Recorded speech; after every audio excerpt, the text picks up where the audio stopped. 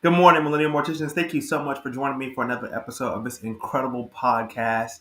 I hope you guys are staying warm as things are starting to heat up here in Virginia and everywhere else across the globe, quickly melting that snow away. I hope you guys are preparing your hearts and your minds for the summertime. I love a good summer funeral, so stay warm out there, guys. Hope you're ready, you're buckled in and dialed in. The title of today's episode is called A Legacy in Motion. A Legacy in Motion. I got the title for today's episode because recently I had the chance to visit a colleague, a friend, a great mentor of mine who's helped me out through so many obstacles, challenges, and just life in general in the funeral service industry. She's been more than a blessing to me. She's been a gift in my life.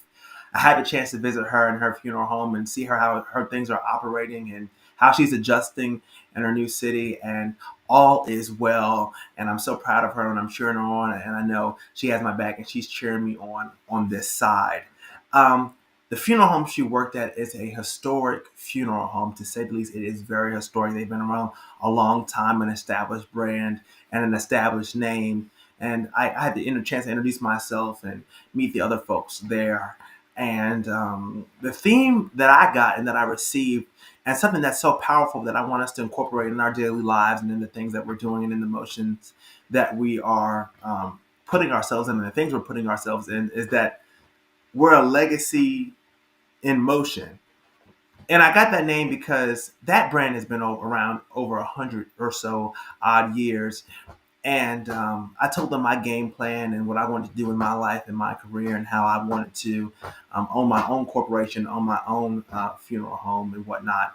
And so I got that idea in my head to say, well, one day my legacy, if not already, will be in motion. And what do I do? How do I get it started? Who do I reach out to? And the first thing that is important whenever you're doing something that's never been done before, something that maybe you're the first person in your family, the second, the third, or the 10th, is really evaluating the recipe for success and what's worked for you guys wherever you're at. The history, how long have things operated? Are you in good standing with the people around you? Is your family supporting your vision? It takes a lot of things going right to keep your legacy alive and to keep it well. And that place mastered legacy. And so while I was there, it really got me to thinking, and I want you guys to think about it as well. What legacy are you lending yourself to leave behind? I mean, are people just going to know you just for your funeral home, just for your little slight modern take on the things that you're doing? Or are people going to know you for something much more deeper, much more impressive, and much more immersive? And I think that as the market starts to change and as people have been changing, my generation doesn't really care about, it's sad to say, the legacy aspect of things. We care about the brand name and brand recognition. And so when you're out there branding your funeral home, getting the word out there, putting the name out for yourself, you really have to sell your legacy and set yourself apart, and show people that our legacy is important because it shows we can be tested, tried, and true through all the trials and tribulations that come in this life. And getting over the pandemic and all these other hurdles and all these other diseases and ailments that have changed the world and our industry over the years and changed how people look at death and what we do. You really have to have a solid ground and a solid foundation for the things that you believe in and the things that you want to see in the industry, and hold true to those values. A lot of times what happens in these situations where people who are going on from generation to generation, legacy owners, is, and I always say this, but it's so important, one person can either really make it right or really take it down. So it only takes one person to alter the legacy of what everything you built. And so you have to be really good at vetting, establishing the proper wills and documents and information, and really digging deep into who you're letting into your inner circle and allowing them to see, because people aren't always, and it's sad to say, out for your best interests. And so you want to meet people and know people that you can rely on, you can count on, that are really out for your best interest and what's in the best interest of you and your families.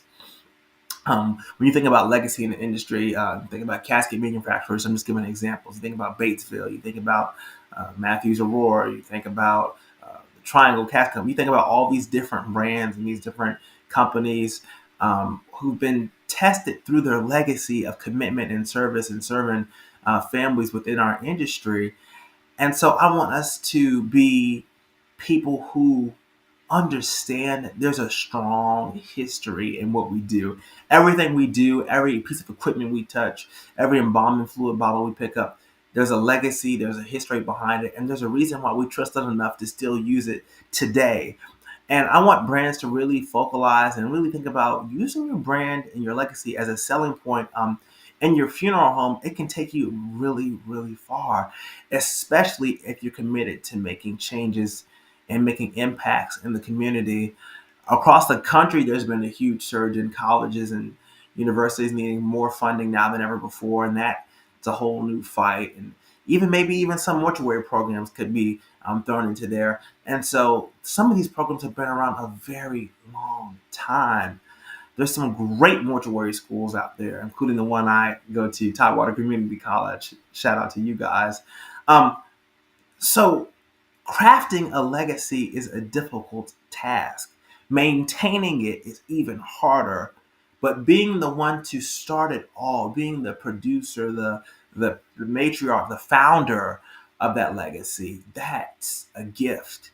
And I do believe that, and not just in this audience, but in people watching this around the world, that gift is in each and every one of you and each and every person connected to this podcast, because what this podcast does is unique, it's special, it's symbolic, and not just any ordinary people watch this podcast. People who are special in our industry, people who are cherished, people who are just getting involved in our business, in our field.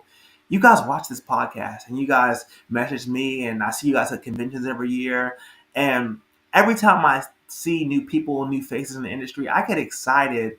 My heart overwhelms, because that's a new legacy that I'm preparing to see enter our industry. Somebody that's about to break barriers and chains in their own right. And so there needs to be more support systems for those first generation owners and those first generation people who are getting into this business, trying to create something so big, so massive. I mean, things that have never been done before.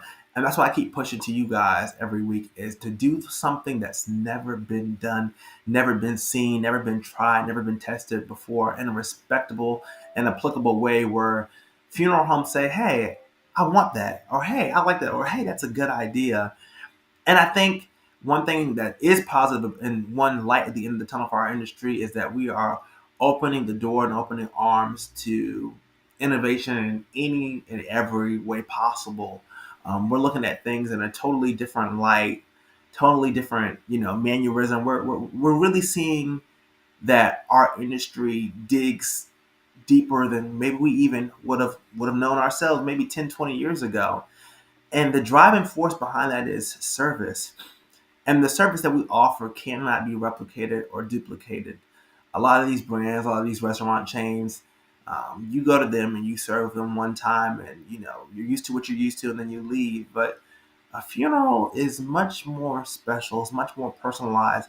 It has a lasting impression and a lasting touch, which is why we have to get it right the first time. You don't get any double backs. And you really have to know how to be a great communicator to families, because they're going to ask questions. They want to know why this and why that. And if you have a legacy of success, a legacy of leading, and you're at an establishment that believes that the people we hire here today and now are going to affect us in the future, then you're in the right place, because that's so true. And not to say that every brand is squeaky clean, but listen to this.